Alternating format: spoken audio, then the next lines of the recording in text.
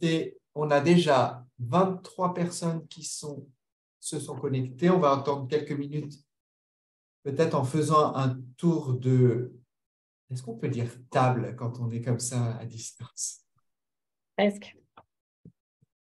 Donc moi, je suis Philippe Sexy, qui est noté Mina Aloulé, qui j'ai dû ouvrir sur son mail pour des raisons techniques.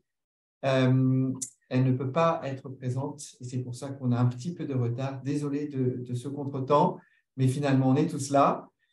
Et donc, je serai un des panélistes pour essayer de tenter de répondre aux nombreuses questions, je pense, qui vont arriver. Allez-y, prenez la main si vous voulez vous présenter avant qu'on commence. Dis-nous, Philippe, dans l'ordre. Enfin, moi, je veux bien faire, mais donc Karine Clément, donc à la Pitié-Salpêtrière. Je travaille dans le domaine de l'obésité et des maladies métaboliques. Nathalie? Excusez-moi pour mon retard, j'ai eu des difficultés de connexion. Il faut se présenter, c'est ça? D'accord. Donc, très rapidement, Nathalie Capel, je suis biologiste spécialisée en parasitologie et en coprologie fonctionnelle, donc analyse du milieu digestif, avec un intérêt focalisé sur la transplantation de microbiote fécal. Peut-être Sophie, comme ça on aura fait le tour des animateurs de ce panel. Bonjour, Sophie Georges Laviane. Moi, je suis interniste à l'hôpital Tenon et je m'occupe d'explorer le microbiote des patients avec des maladies génétiques auto-inflammatoires. Bonjour à toutes. Alors maintenant, on va pouvoir passer à nos réels panélistes qui sont les orateurs de ce printemps du microbiote et qui nous font la joie de nous avoir rejoints pour cette séance de questions et réponses. Commence qui veut, Nicolas peut-être? Oui, bonjour. Donc, moi, je suis Nicolas Bénet, je suis gastro-entérologue avec également une compétence en infectiologie et j'ai parlé de la transplantation de microbiote fécal et notamment dans l'infection assez difficile. Je suis à Lyon actuellement. Allez-y, prenez la main.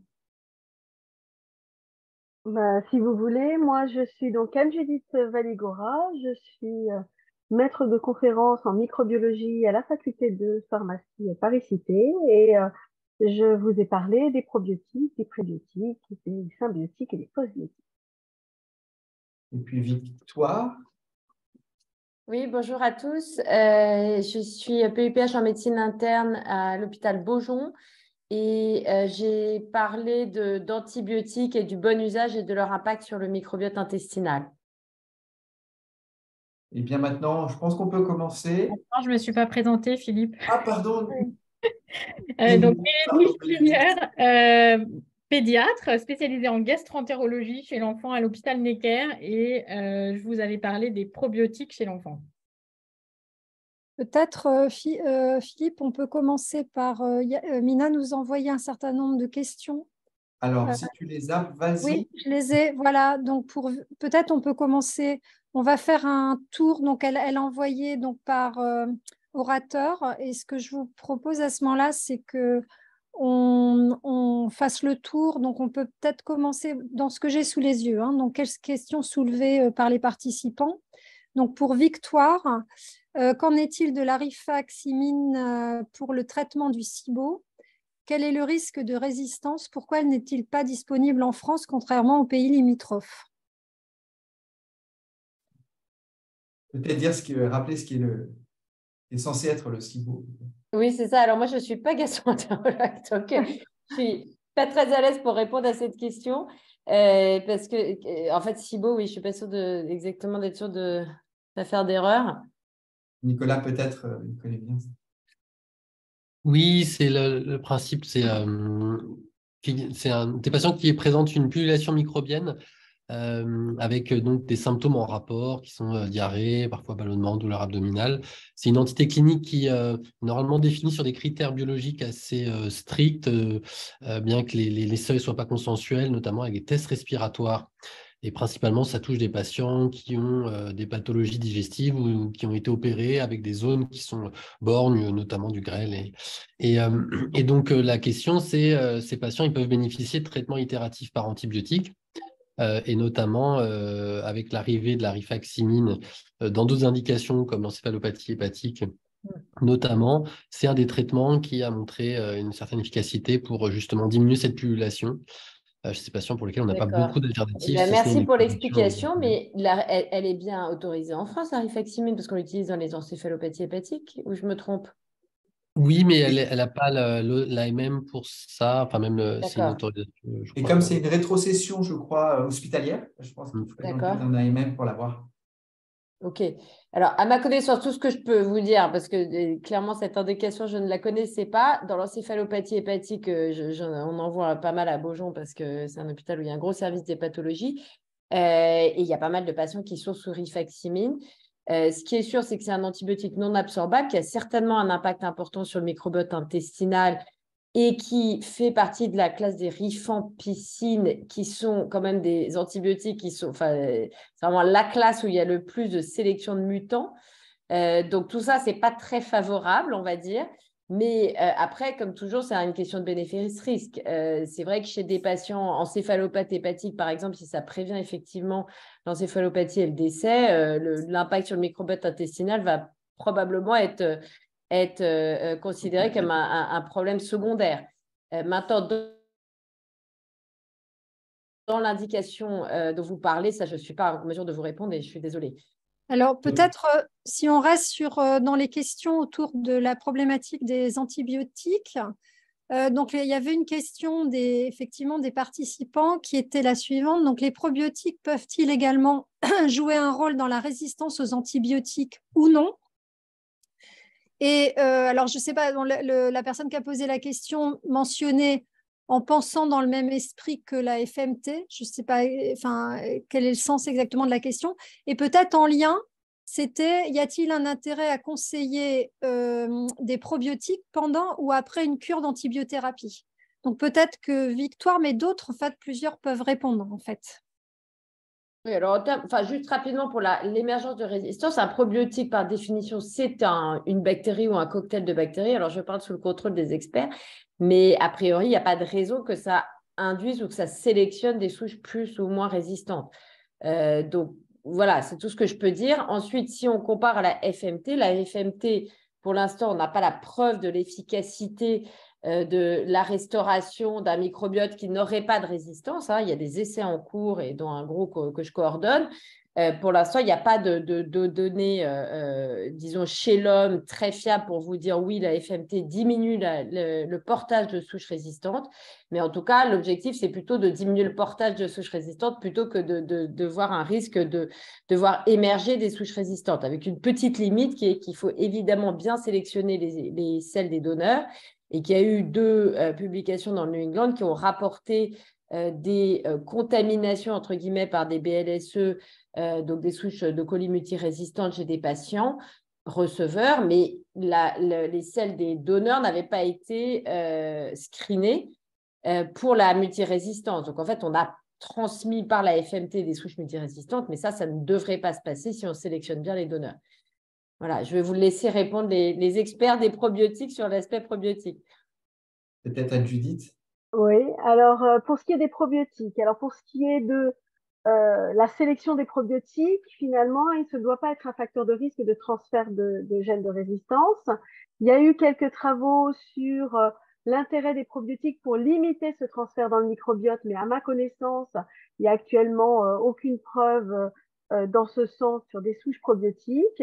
Et puis, pour répondre sur l'intérêt donc des probiotiques au cours ou après une cure d'antibiotiques, eh bien là, oui, effectivement, il y a pas mal de travaux. On sait que les antibiotiques, en agissant par leur activité finalement globale, vont déstabiliser le microbiote et sont des facteurs de diarrhée, les diarrhées post-antibiothérapie. Et là, un certain nombre de probiotiques favorisent finalement d'abord, d'une part, le rétablissement d'un microbiote qui correspondrait au microbiote d'origine avant la prise d'antibiotiques, mais aussi ont démontré des effets finalement antidiarrhéiques permettant de prévenir ces diarrhées associées aux antibiothérapies.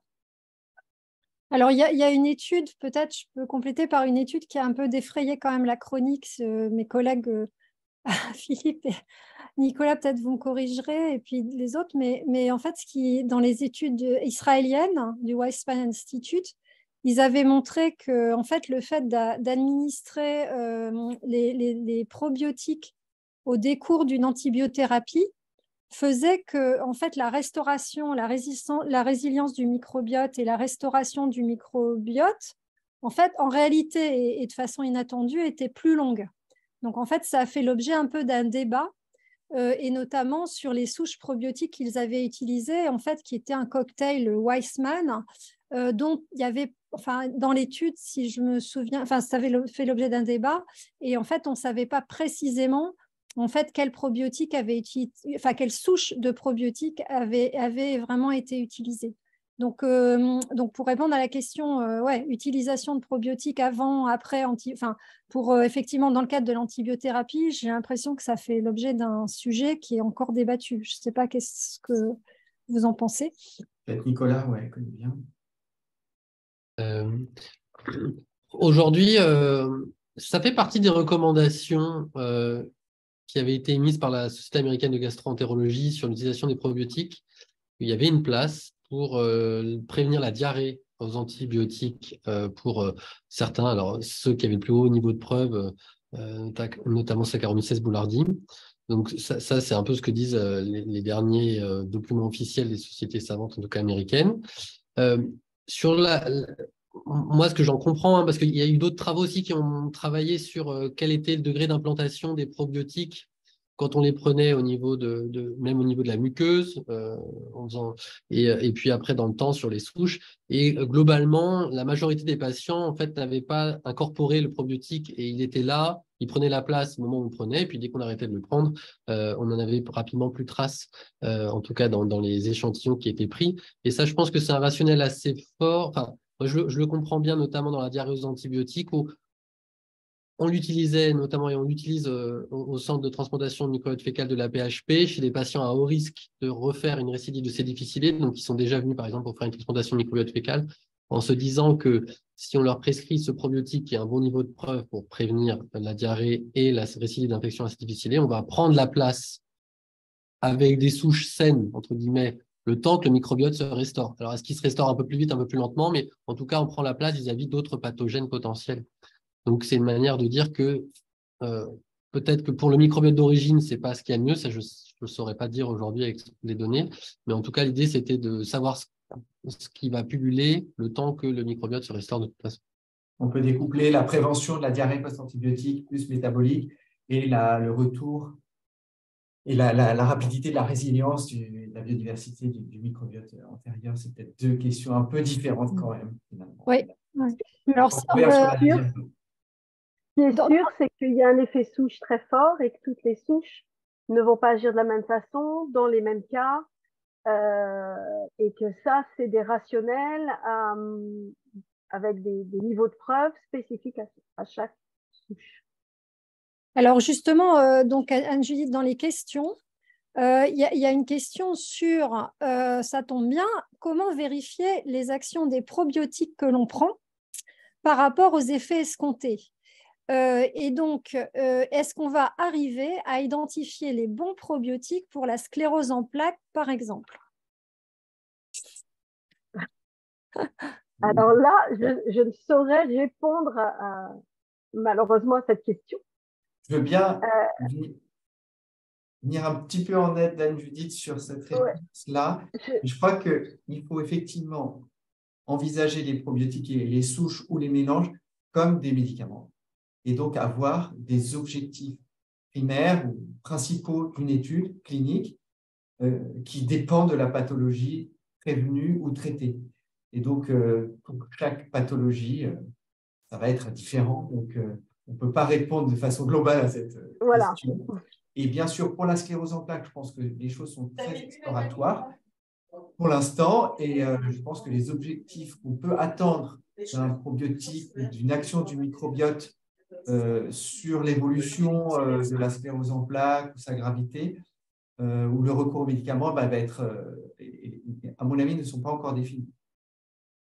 Et pour compléter effectivement ce commentaire Il faut avoir en tête que, d'une part, effectivement, il faut avoir des objectifs définis, que ce sont des longs chemins, et qu'ensuite, ben, si ce sont des produits qui vont être définis comme des médicaments, il y aura de toute façon des patients plus ou moins répondeurs, des conditions, et ça, on le voit pour tous les médicaments, avec des adaptations de posologie, d'ordonnance, de traitement. Et donc, le chemin, effectivement, est encore, encore long dans ce sens-là. Oui, alors donc là, on a évoqué les probiotiques. Donc, il y a plein de choses, mais il y a une petite question sur la problématique des postbiotiques que je trouve intéressant. Et notamment, enfin, je vais l'élargir un petit peu la question, c'est finalement les acides gras à chaîne courte, comme le butyrate, administré en supplémentation, peut-il être considéré comme un postbiotique? Et peut-être on peut l'élargir à potentiellement d'autres acides gras à chaîne courte. Je ne sais pas qui veut répondre à cette question. Il ne correspond pas à la définition. En fait, les produits purifiés de ce type ne correspondent pas à la définition des postbiotiques, qui n'empêche pas qu'ils peuvent avoir un intérêt thérapeutique. C'est deux choses différentes. Judith, tu peux nous rappeler alors la définition réelle du postbiotique, et après, Karine, il y aura une question dans questions et réponses sur les acides gras à chaîne courte et l'obésité. Oui, justement, voilà, je l'ai vu et donc on pourra faire le lien, mais peut-être, oui, Anne-Judith, oui. Donc, les postbiotiques, ce sont des préparations de micro-organismes inactivés et ou de leurs composants. Donc, on peut avoir un ensemble de micro-organismes inactivés avec leurs composants ou de fragments cellulaires avec les composants, mais qui confèrent un avantage pour la santé. Mais les métabolites purifiés, eux, ne sont pas considérés comme des postbiotiques. Hein, ce sont des métabiotiques?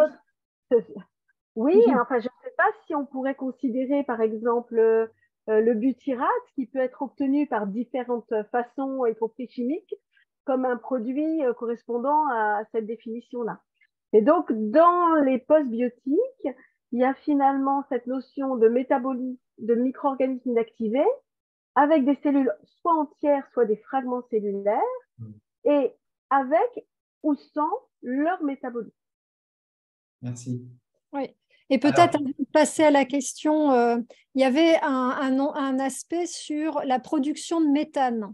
Est-ce qu'on a des pistes Attends, peut-être. Oui. Excuse-moi, Karine, mais dans questions et réponses, là, il y a une question qui arrive un petit peu. Donc, il y a Gaël Toubon. Je ne sais pas si tu peux ouvrir. Ah oui, je l'ai. Oui, voilà. Alors... Et j'en profite pour demander à Léa, parce que j'ai fait une fausse manœuvre, de bien vouloir repréciser sa question. C'est la question d'après, parce qu'elle n'est pas très claire, je la comprends. Oui. Alors, je vais répondre, oui, à Gaël Toubon sur les acides gras à chaîne courte. Donc, effectivement, dans le domaine de l'obésité. Donc, en fait, la question, c'est l'effet controversé des acides gras à chaîne courte sur l'obésité. Donc, je resitue. Donc, c'est une très bonne question parce que, en effet, parmi les hypothèses en fait, des relations entre microbiote et obésité, dans les premiers travaux, notamment de transfert de microbiote souris à souris ou homme-souris, une des hypothèses, c'était de dire la chose suivante, c'est que finalement, les acides gras à chaîne courte, c'est une source d'énergie et que effectivement, dans l'hypothèse où il y a une source d'énergie qui pourrait contribuer à l'augmentation effectivement de sources énergétiques et donc de la masse grasse, ces acides gras à chaîne courte pourraient contribuer au développement de l'obésité. Mais en fait, il y a un énorme paradoxe en fait dans le domaine, puisque alors ce qu'ils disent, c'est que de nombreuses études mettent en évidence des taux plus élevés d'acides gras fécaux. En fait, ça, c'est controversé parce que certaines études montrent l'augmentation et d'autres pas. Et l'autre point qui est aussi une sorte de paradoxe, c'est que quand on regarde d'un point de vue métagénomique, quand on regarde les gènes et les capacités des bactéries à produire ces acides gras à chaîne courte, on a plutôt, par exemple, pour ce qui est du butyrate, une diminution des producteurs de butyrate. Donc là, on est dans vraiment un point de discussion scientifique qu'il faudrait clarifier. Et d'autant qu'il y a aussi des travaux montrant que les acides gras à chaîne courte ont plutôt un effet bénéfique sur les fonctions métaboliques et inflammatoires, donc en fait, amélioration des fonctions métaboliques et inflammatoires. Alors, il est possible que, pour clarifier ce point, Et nous, on a des données au laboratoire peut-être en faveur de ça et qu'on est en train d'explorer. Peut-être que c'est aussi une question de seuil et que effectivement, on peut imaginer que bon, voilà, si à un moment donné, il y a un apport, il y a beaucoup d'acide gras à chaîne courte, ça peut contribuer aux modifications du métabolisme énergétique. Et puis qu'effectivement, dans certains cas, bon, voilà, il y a une amélioration globale. Mais en tout cas, il reste quand même ce point qui est, dans les maladies métaboliques, cette diminution de producteurs de butyrate qui reste à... Enfin, c'est vraiment un point de clarification scientifique et c'est des questions qu'il faut adresser. Est-ce que ce n'est pas un problème aussi de mesure? C'est-à-dire, dans un cas, on mesure les acides gras à chaîne courte dans les selles, peut-être ce qui est résolu, peut-être ce qui n'est pas utilisé aussi, je ne sais pas. Et puis, dans l'autre cas, c'est les capacités du microbiote à produire par des bactéries et peut-être que finalement, in vivo… Absolument, oui, tu as raison. Sur ces acides gras à chaîne courte, c'est tout le débat, hein, c'est les effets locaux. Le fait qu'effectivement, il y a des effets peut-être purement locaux au niveau intestinaux, la problématique de ce qui passe au niveau systémique et notamment par le foie, enfin ce qui va passer par le système porte et le foie ou pas, et puis qui va cibler les organes périphériques. Et en fait, je crois que tout ça est encore à clarifier en recherche. Je rajouterais aussi qu'il faut être prudent dans l'analyse de ces études parce que déjà les conditions de prélèvement sont très importantes. À partir du moment où le prélèvement est émis, il y a des phénomènes de fermentation qui vont modifier l'équilibre des acides gras. Et puis, la deuxième chose aussi à prendre en compte, c'est que ce que l'on va mesurer dans les selles est le résiduel de ce qui n'a pas été absorbé et qui représente 5 à 10% finalement de la production. Donc, on est comme avec le microbiote finalement, avec un prélèvement qui est facile à aborder, mais qui ne va être qu'un reflet indirect de ce qui se passe plus haut au niveau colique, voire au niveau de l'intestin grêle, et puis en sachant qu'il faut bien regarder les conditions de prélèvement pour s'assurer de la qualité des résultats qui sont produits dans les analyses. Nicolas? Oui, c'était tout à fait la remarque à laquelle je pensais, c'était tout à fait en lien avec ce commentaire de Nathalie, parce que ce sont des produits très volatiles, notamment le butyrate, et donc ils sont très sensibles aux conditions préanalytiques, c'est-à-dire celles qu'on va appliquer à l'échantillon avant de faire la mesure. Et moi, je sais que par exemple, quand dans les travaux de recherche que je fais là à Lyon, c'est quelque chose qui est assez critique. Faire un prélèvement sous PSM, ça va altérer les mesures de manière assez significative. Donc, il y a peut-être aussi cette source de variabilité qui explique peut-être ces discordances. Alors, n'hésitez pas à poser vos questions en direct, on essaie de les prendre. Et puis, on a encore quelques questions en réserve, bien sûr. Oui, alors, si vous voulez, on peut continuer dans ce que j'ai sous les yeux. Donc, il y a beaucoup de questions toujours sur les pro- et post-biotiques et en lien avec la production de méthane. Est-ce que certains d'entre vous ont des questions en fait là-dessus? Oh, des réponses plutôt. Je pense qu'on a… C'était un lapsus. C'était un lapsus. Que des questions, pas de réponses. Alors, je pense que s'il y a beaucoup de questions, c'est aussi parce que toujours dans cette même branche des SIBO et des syndromes de population microbienne, dans les tests fonctionnels respiratoires que les patients peuvent passer dans beaucoup de laboratoires de ville et hospitaliers, on a une mesure du méthane, également du méthane expiré, du métabolisme du méthane. Et ça, c'est un paramètre qui est très discuté en clinique sur comment interpréter ces mesures-là, sachant qu'aujourd'hui, on n'a pas de seuil consensuel pour dire on est trop producteur de méthane, on n'est pas assez producteur de méthane. Ce qui est corrélé, les arguments pour dire que ça pourrait être corrélé à des symptômes digestifs, c'est de dire qu'on a une augmentation de la production de méthane chez les patients qui sont particulièrement constipés, notamment via un type de micro-organismes qu'on a qui sont les archées, qui sont ni des bactéries ni des cellules eucaryotes, qui sont probablement entre les deux, qui sont des cellules eucaryotes mais qui ne sont pas… d'un point de vue évolutif, c'est une classe à part entre les deux types de micro-organismes. Et donc, ces micro-organismes sont producteurs de méthane, ils sont augmentés chez les gens constipés et il y a toute une branche de recherche qui se dit que peut-être dans le syndrome de l'intestin irritable, cibler ces producteurs de méthane pour les patients constipés pour être source d'amélioration des symptômes. Donc, voilà ce que je pourrais dire. Je ne sais pas si j'ai répondu à une question, c'est plutôt un commentaire. Mais en tout cas, ce qui est sûr, c'est que l'interprétation des mesures de production de méthane après une charge en glucose qu'on fait, aujourd'hui, elle n'est pas du tout bien comprise et bien corrélée à une symptomatologie et donc une cible thérapeutique potentielle. Ouais. Dans les méthanogènes, il y a des archées, mais il y a aussi des bactéries productrices. Alors ensuite, justement, il y a une série de questions donc, autour de la TMF. Donc, on peut revenir peut-être pour Nathalie et toi aussi, Nicolas. Donc, en fait, je vous les liste. Donc, avantages, inconvénients d'utiliser les selles d'un donneur versus mélange de selles de plusieurs. L'histoire des poules. Est-ce qu'on peut faire des poules différents individus, notion d'écosystème? Donc, ça, c'est autour des donneurs. Il y a des questions plus techniques sur les durées de conservation du microbiote une fois la préparation réalisée pour l'administrer au receveur. Il y a des questions, donc deuxième série de questions, et troisième série de questions, c'est les essais, et en particulier autour justement du syndrome de l'intestin irritable et aussi du SIBO. Et tu avais mentionné, je pense aussi, Nicolas, pour le Rebiotics, que la FDA avait approuvé, et qu'en est-il de l'Europe? Oui, beaucoup de questions. Voilà, donc avantages, inconvénients, celle d'un donneur versus plusieurs, notion d'écosystème, conservation pour les aspects techniques, et puis les essais, intestin irritable, SIBO, et puis le Rebiotics, quid de l'Europe? Je peux commencer éventuellement sur les aspects techniques.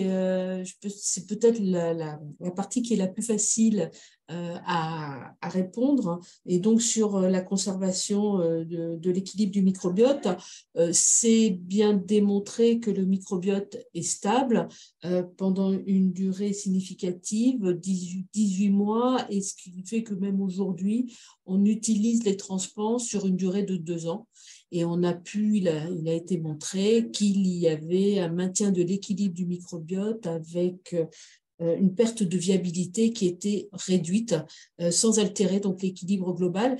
Et ce maintien de viabilité touche aussi les bactéries que l'on dit extrêmement sensibles à l'oxygène. À condition de les conserver à condition d'utiliser en effet des cryoprotectants qui sont adaptés, et de les conserver à -80, une température de +4, une température de -20 sont parfaitement inadaptées aujourd'hui. C'est démontré à cette préservation. Alors, le pool versus le mono. Il se lance. Je peux commencer. C'est un débat, en fait, les avantages et les inconvénients. Alors, l'avantage de pouler les donneurs, c'est en théorie, on peut, c'est un argument qui est surtout présenté par les industriels, essayer d'avoir des lots qui sont un peu plus homogènes en termes de nombre de bactéries différentes et potentiellement, si on regarde de très très loin, de composition, de grandes classes de composition. Sachant que si on regarde de très très près, c'est impossible quand on utilise un produit de transplant fécal, comme je vous le disais dans la présentation que j'ai faite, d'avoir un produit homogène dans le temps, quand bien même c'est un seul donneur et c'est le même donneur, et parce que les selles changent au cours du temps, qu'on ne peut pas en caractériser complètement la composition, etc. Donc, on peut gagner un petit peu en termes d'homogénéisation, de diversité, mais on ne pourra pas avoir une uniformité de composition. En tout cas, ce n'est pas un argument qui aujourd'hui est scientifiquement recevable. Un inconvénient qui arrive tout de suite, c'est à partir du moment où on poule les donneurs, on augmente le risque de mettre dans notre préparation un donneur qui est porteur d'une pathologie infectieuse qu'on n'a pas réussi à détecter ou d'une prédisposition à développer des pathologies non infectieuses en lien avec la transplantation. Donc, on augmente le risque.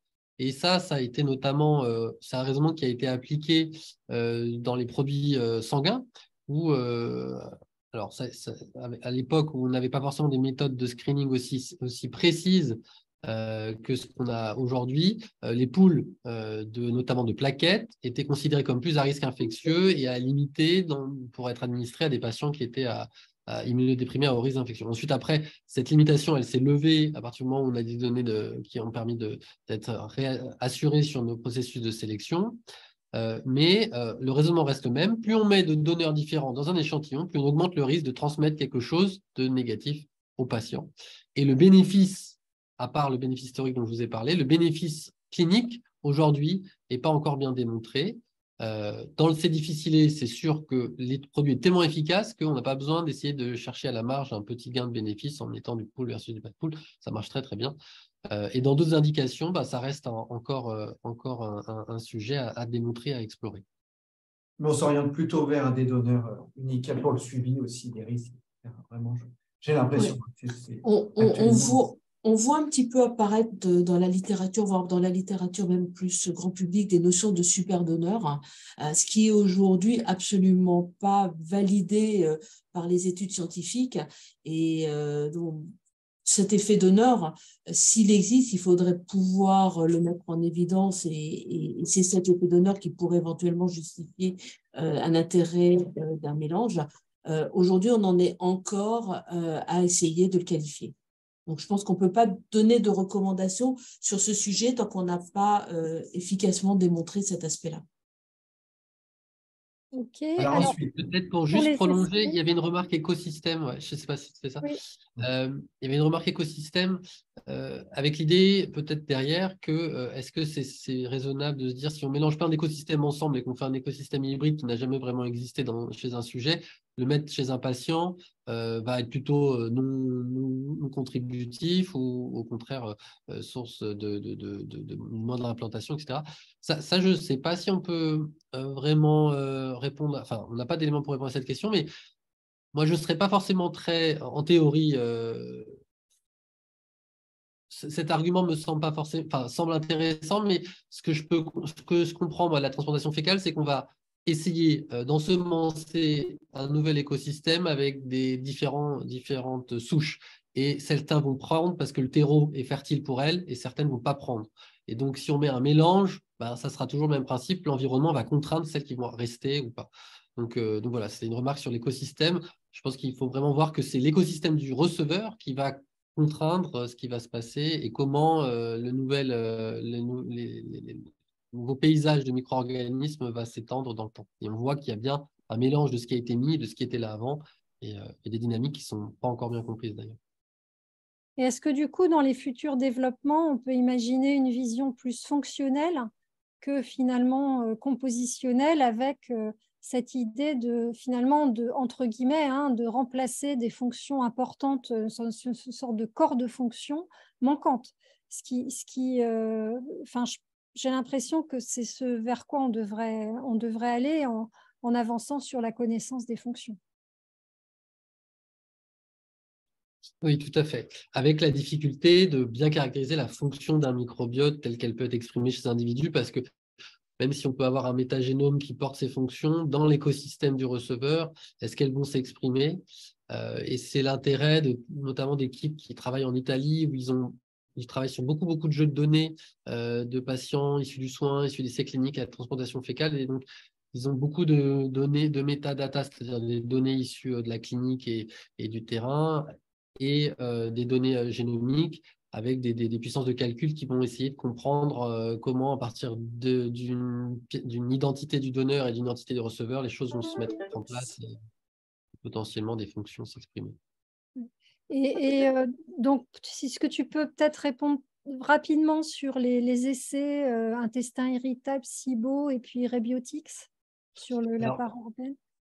SIBO, pas d'essai en cours en France ni prévu immédiatement, en tout cas pas à ma connaissance. Et intestin irritable, Jean-Marc Sabaté à Avicenne est en train de bientôt ouvrir un essai dans le syndrome de l'intestin irritable de transplantation de microbiote fécal. J'interviens juste, il y a un essai pédiatrique qui est en train d'être publié. Il a été présenté récemment au congrès, donc dans l'intestin irritable de l'enfant, avec un effet positif de la TMF. Donc, il va y avoir des données. Excusez-moi, je pensais que c'était les questions sur les essais en cours, mais ce n'est pas sur les essais passés. Enfin, là, il est en train d'être publié, ils l'ont présenté les résultats. Donc, en tout cas, il y en a et il va y en avoir d'autres en pédiatrie, je pense. Et pour rejoindre les essais en cours, oui, peut-être pour les TFI, contacter l'hôpital La Vicenne. Ok, alors si on repasse, donc il y avait des questions aussi pour Bénédicte, donc sur probiotiques et femmes enceintes. Transmission au nouveau-né ou non, intérêt persistante. Et puis lié peut-être à ça, quid de l'excès d'hygiène chez les petits enfants sur le microbiote et son évolution. Alors, sur la grossesse, c'est vrai que moi, j'avais ciblé mon topo sur la pédiatrie, donc je n'avais pas regardé sur la femme enceinte. Donc, j'ai refait un peu la biblio. Il y a effectivement plein de données chez la femme enceinte, puisque c'est une période clé et que c'est la mère qui va transmettre le microbiote. Donc, il y a pas mal d'essais de probiotiques chez la maman dans l'idée de prévenir des pathologies futures, notamment l'allergie, mais aussi l'obésité. Donc, il y a pas mal d'études. Il y en a une récente qui est parue dans Lancet, où il montre qu'il y a un effet de la supplémentation probiotique de la mère pendant la grossesse et notamment le dernier trimestre et le poids à 2 ans des enfants à risque d'obésité, puisque c'est des mères obèses.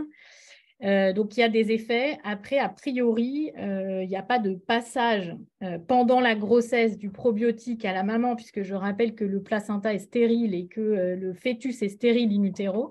Donc, il y a probablement un passage peut-être de molécules bactériennes via le placenta. Et par contre, après, l'intérêt, c'est en fait que l'enfant se colonise avec un microbiote riche d'une maman qui a été effectivement traitée pendant sa grossesse. Donc, se colonise voilà, parce qu'on se colonise à la naissance. Voilà, lors de passage de la filière génitale, on va en fait acquérir le microbiote de la mère plus que celui du papa, qui va être aussi un peu. Enfin, il y aura aussi des contacts avec le père, donc il y aura aussi des contacts avec les micro-organismes de l'environnement, mais c'est surtout quand même le microbiote de la mère qui est transmis à l'enfant. Et donc, il y a des essais pendant le dernier trimestre de grossesse pour essayer, entre guillemets, d'enrichir le microbiote de la maman. Voilà, donc ça, voilà. La deuxième question, je ne me rappelle plus. Non, il y avait aussi une question sur l'hygiène des petits-enfants et l'effet sur le microbiote, enfin, cette théorie hyper hygiénique. On dit, enfin, qui a été, enfin, servi un petit peu d'explication sur notamment la progression des maladies, en particulier des maladies auto-immunes.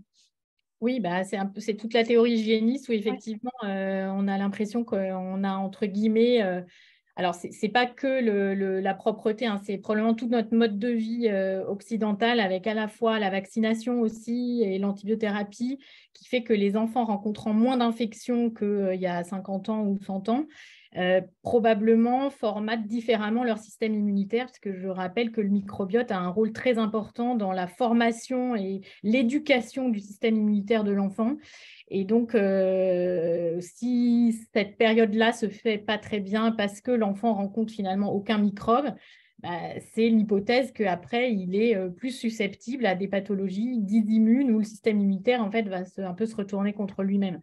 Donc, il y a effectivement des arguments pour ça quand on regarde les grandes études épidémiologiques avec le risque d'allergie, de pathologies inflammatoires, de maladies articulaires, de diabète, etc. Et d'où l'intérêt de donner des probiotiques dans la période d'installation du microbiote, donc jusqu'à 3-4 ans, pour essayer de prévenir cette pathologie. Donc ça, pour l'instant, on manque encore de données. C'est ce que j'avais présenté. Il y a tellement de probiotiques, c'est très difficile d'avoir des recommandations claires. Il y a une étude très intéressante qui vient de sortir sur l'effet de la réduction des antibiotiques, parce que quand même, depuis quelques années, on prescrit moins d'antibiothérapie, même si on en prescrit encore beaucoup. Et donc, il y a une étude qui a montré que la réduction de la prescription d'antibiotiques depuis 10 ans a permis de réduire l'incidence de l'asthme. Et donc, il y a quand même probablement des choses qui peuvent bouger encore là dans le futur, quoi. Alors justement, en lien, donc tu as fait le pont sur les questions suivantes autour de chez l'enfant, l'intérêt de supplémenter donc chez l'enfant en probiotiques lors de l'utilisation des antibiotiques. Est-ce que du coup, c'est vraiment, voilà, est-ce qu'il y a vraiment des recommandations chez l'enfant à faire ça? Et du coup, ou bien est-ce que finalement le microbiote se reconstruit à l'identique après l'arrêt des antibiotiques et qu'on n'a pas besoin de probiotiques? Alors, le microbiote, il va se reconstituer parce qu'il il a une capacité de résilience, mais la reconstitution, elle va être longue et parfois, elle prend plusieurs mois. Donc oui, il y a un intérêt à prendre des probiotiques pour aider à ce que cette période de reconstitution soit plus courte et à diminuer aussi la diarrhée post-antibiotique. Donc, dans les recommandations européennes de la Société européenne de gastropédiatrie, ils recommandent 2 souches, qui Saccharomyces boulardii et Lactobacillus rhamnosus GG en prévention de la dysbiose post-antibiotique. C'est aussi le cas pour la Société de pédiatrie américaine. En fait, c'est un peu comme chez l'adulte. En tout cas, c'est les 2 souches recommandées. Et donc, moi, je pense qu'il faut l'utiliser surtout chez les enfants qui vont recevoir quand même beaucoup de cures d'antibiotiques dans les 2-3 premières années, qui est cette période clé d'installation du microbiote. Et donc, dans aussi l'idée, toujours en pédiatrie, chez les enfants qui sont amenés à recevoir beaucoup de médicaments, est-ce qu'il y a des études d'évaluation des interactions des médicaments de façon plus large, j'ai l'impression, dans la question, avec des souches probiotiques éventuellement? Enfin, je pense qu'on pourrait l'étendre peut-être indépendamment des probiotiques sur les effets médicaments microbiotes, peut-être dans des cohortes d'enfants. Je ne sais pas s'il y a des études de ça. J'ai pas de connaissance de ça. C'est vrai que chez l'adulte, il y a pas mal de papiers sur l'effet du microbiote avec les chimiothérapies, par exemple. Ça, en pédiatrie, je n'ai pas vu de données là-dessus et je ne pense pas qu'on en ait encore beaucoup. Donc, non, à ma connaissance, il n'y a pas de choses particulières. Donc, je ne suis pas sûre qu'il y ait un intérêt à mettre des probiotiques pour aider n'importe quel traitement, quoi. D'accord. Alors, il y avait un point sur... alors, je ne suis pas sûre de la question, mais sur dégradation de l'histamine. Je pense que ça avait été abordé dans le topo d'Anne-Judith. Et donc, SIBO, allergie, constipation sévère. Peut-être que c'était un point de la présentation. Je ne sais pas s'il y a un commentaire à mentionner là-dessus, sur l'histamine.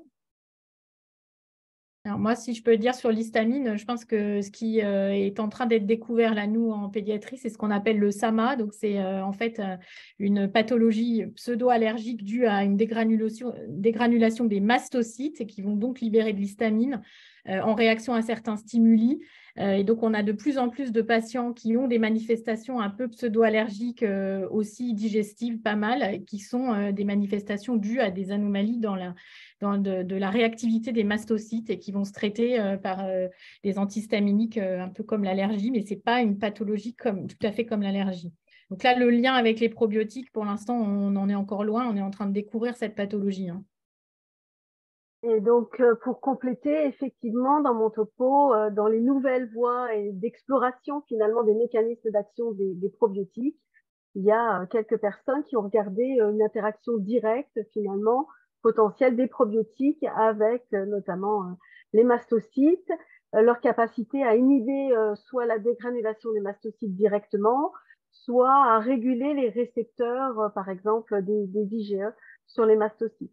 Donc, ça concerne un petit nombre de publications, mais voilà, il y a des travaux en ce sens. Maintenant, ce sont encore des travaux très fondamentaux, exploratoires.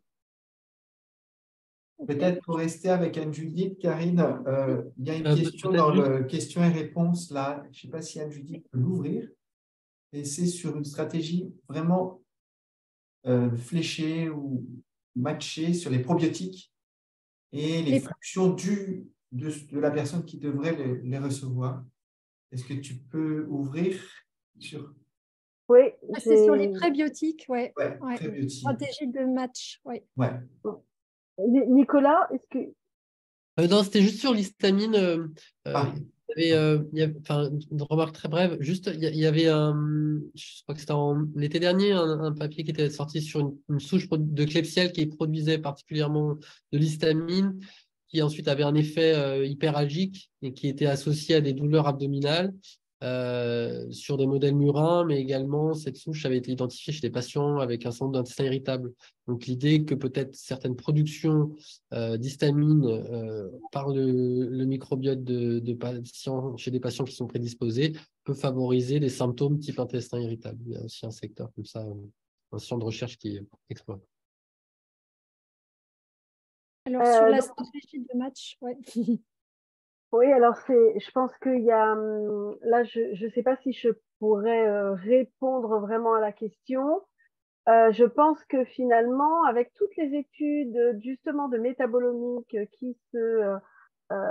finalement qui se démocratisent un peu, qui sont de plus en plus faites, on va arriver à identifier peut-être associées à des microbiotes des fonctions qui conduiront à sélectionner de tels prébiotiques. Donc, à ce jour, effectivement, on est encore dans des domaines très, comment dire, qui sont basés sur des rationnels dans leur globalité. Et je pense qu'effectivement, ce sont des stratégies qui vont dans le futur se développer en faisant correspondre finalement toutes les analyses de fonctionnalités associées au microbiote avec notamment certaines fibres, certaines possibilités de dégradation des différents prébiotiques. Et je peux peut-être compléter sur le fait que nous, on a une étude qui démarre là. Maintenant, on a fait le kick-off il y a quelques semaines sur des patients en situation d'obésité sévère qui ont vraiment une dysbiose très importante et dans lequel on va... Donc, il y a 4 bras, c'est une étude randomisée dans laquelle on va administrer en fait un mix de fibres solubles et insolubles pour voir effectivement comment ça peut modifier la richesse et les fonctions du microbiote. Et on voudrait essayer, alors c'est un peu pilote cette étude, mais justement on voudrait essayer d'évoluer vers ce match entre les fibres données et les caractérisations fonctionnelles, mais dans un groupe où il y a une dysbiose bien caractérisée, d'ailleurs associée à l'inflammation bas grade. Donc je pense qu'il y a beaucoup d'études en nutrition qui commencent à être faites dans cet esprit-là.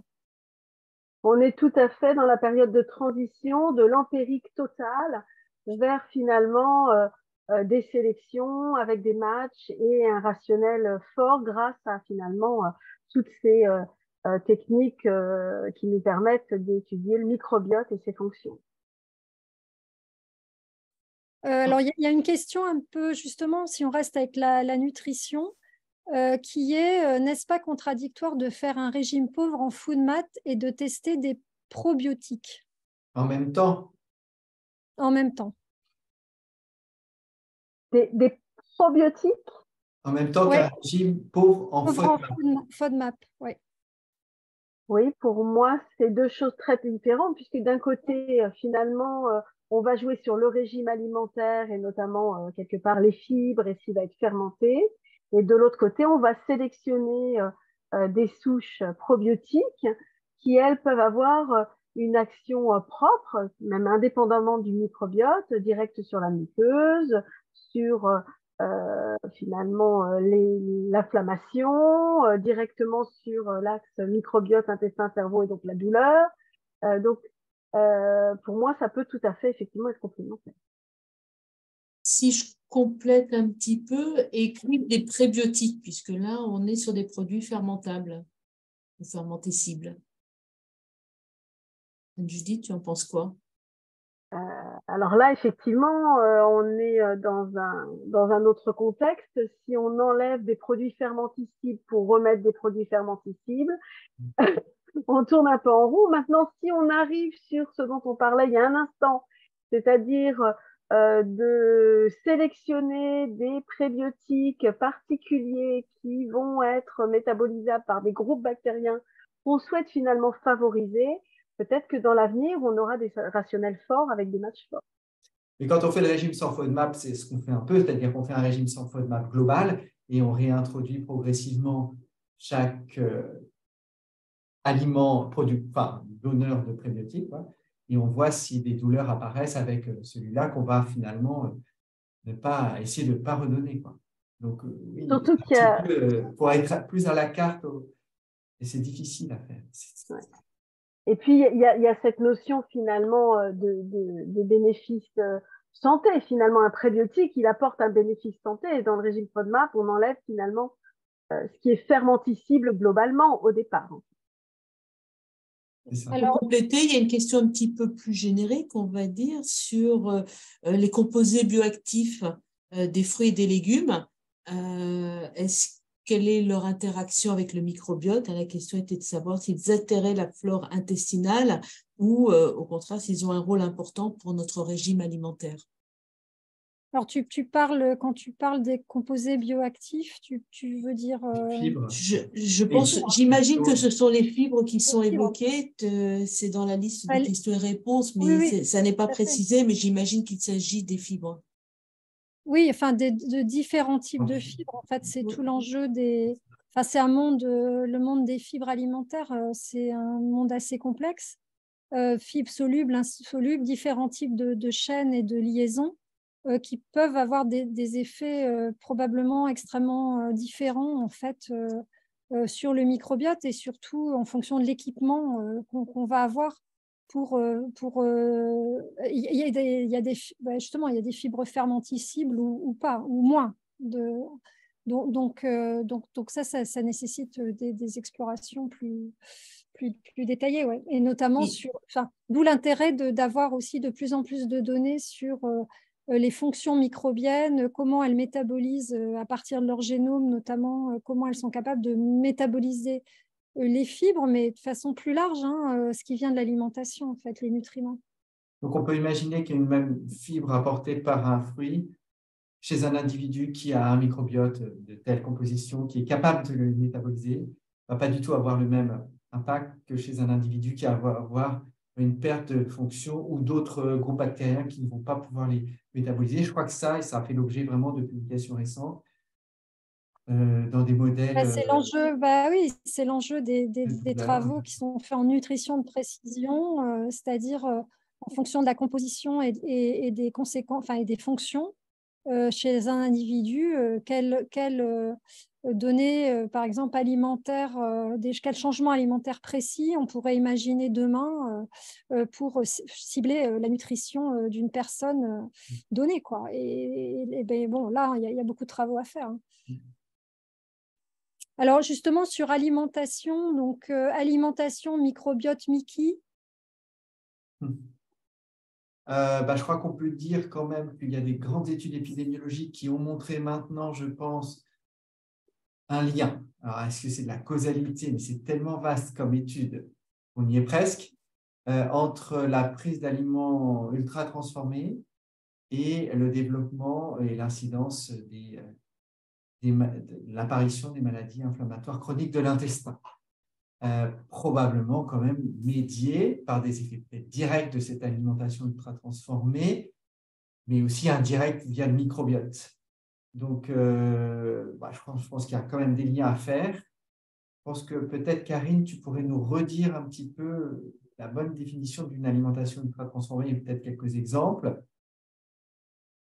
Oui, l'alimentation, alors il y a différentes subtilités avec différents index pour mesurer. Il y a notamment un index qui s'appelle NOVA, qui est aussi critiqué, mais c'est une façon de regarder le niveau de transformation de l'aliment et donc qui va de produits transformés jusqu'à l'ultra transformé. Donc, si on prend un exemple type relativement simple à comprendre, si on prend par exemple les céréales du matin au petit déjeuner, pour ceux qui en prennent, en fait, c'est une alimentation transformée puisque c'est issu du blé ou de différents types effectivement, de types de céréales qui vont être transformés sous forme de flocons ou que sais-je, qui vont faire partie du petit déjeuner, jusqu'à en fait des plats tout préparés dans lesquels on va avoir donc là une transformation des matrices alimentaires et dans lequel il va y avoir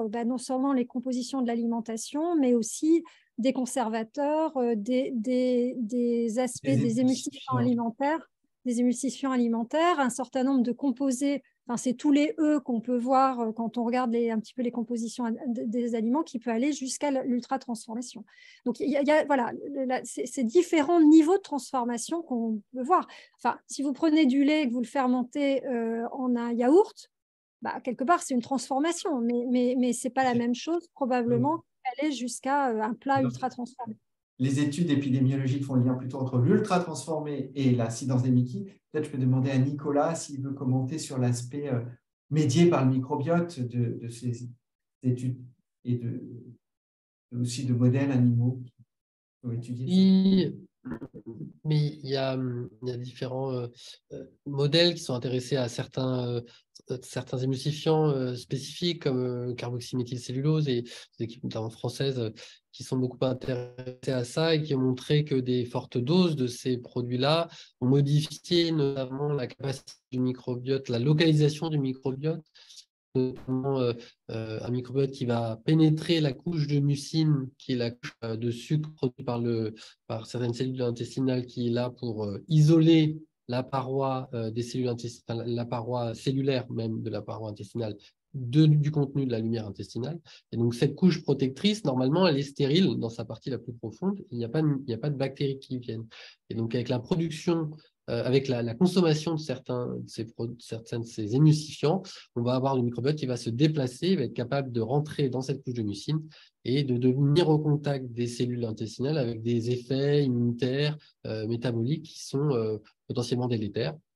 Et donc, voilà le type de mécanisme par lequel on peut avoir ces potentiels effets délétères. Il y en a bien sûr d'autres et c'est probablement différent des émulsifiants. Donc ça n'a pas abouti pour l'instant, peut-être pas en pédiatrie, je ne sais pas, Bénédicte. En tout cas, des recommandations fortes des sociétés savantes pour prévenir les maladies inflammatoires par l'alimentation plus du marché que du supermarché, on va dire. Mais je pense qu'on y arrive. Ça fait partie des recommandations qu'on donne aux patients. Il n'y a pas encore de recommandations des sociétés savantes, mais ça fait quand même partie des bonnes pratiques qu'on donne aux patients. Nous, quand même, en pédiatrie, on s'est toujours intéressé à la nutrition dans ces maladies.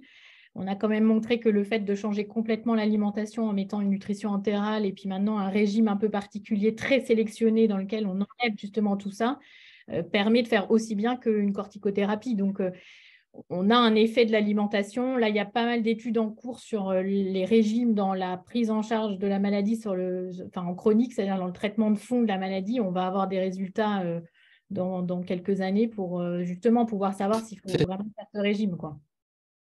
Mais je crois qu'on commence à avoir suffisamment de données pour quand même conseiller aux patients d'éviter les produits trop transformés. Sachant que la nutrition entérale marche très très bien et vraiment une soupe d'émulsifiants fantastique. Oui. Donc, le débat est ouvert. Mais disons qu'on en a moins, je pense, qu'avec une alimentation normale. Je pense que c'est surtout la réduction qui joue. Mais ça n'est pas encore complètement. Ce qu'il faut avoir en tête, ça fait partie des questions, mais finalement, tous les composants de l'alimentation, qu'ils soient naturels, en fait, issus des aliments macronutriments, minéraux, etc., vont avoir des impacts sur la composition et la fonction du microbiote, et auquel on peut rajouter tout ce qu'on vient de dire sur effectivement les émulsifiants, les conservateurs, voire même, il y a une question là, voire même maintenant, enfin, il y a de plus en plus de données sur les pesticides, les glyphosates, etc., enfin sur les toxiques, les polluants, etc., qui sont susceptibles de moduler également le microbiote. Donc ça montre bien là aussi la complexité. Ok, mais je pense qu'on a... On arrive au terme. Terminé cette conversation. Je crois qu'il n'y a plus, on dit au revoir à Sophie, il n'y a plus de questions-réponses directes. Je crois qu'on a pas mal balayé les questions qui étaient encore en suspens dans nos différentes interventions. Il me reste d'abord à remercier les panélistes qui nous ont rejoints pour cette session-là. C'était vraiment merci beaucoup Anne-Judith, Victoire, Bénédicte, Nicolas. Et puis à nous, Karine, Nathalie, puis Sophie qui vient de quitter, et moi-même, de nous souhaiter de refaire un printemps du microbiote l'année prochaine. On ne sait pas encore quel sera le thème, on va en discuter. Vous pouvez nous écrire si vous avez des demandes particulières. Et finalement, cette formule autour de la conversation et des questions, c'est pas mal cet échange. Donc, j'espère que les participants ont apprécié. Oui. Vous étiez à peu près, on était une quarantaine au pic des connexions, sans compter ceux qui sont plusieurs derrière leur écran. Donc, on se donne rendez-vous l'année prochaine. Merci beaucoup à tous et toutes et à bientôt.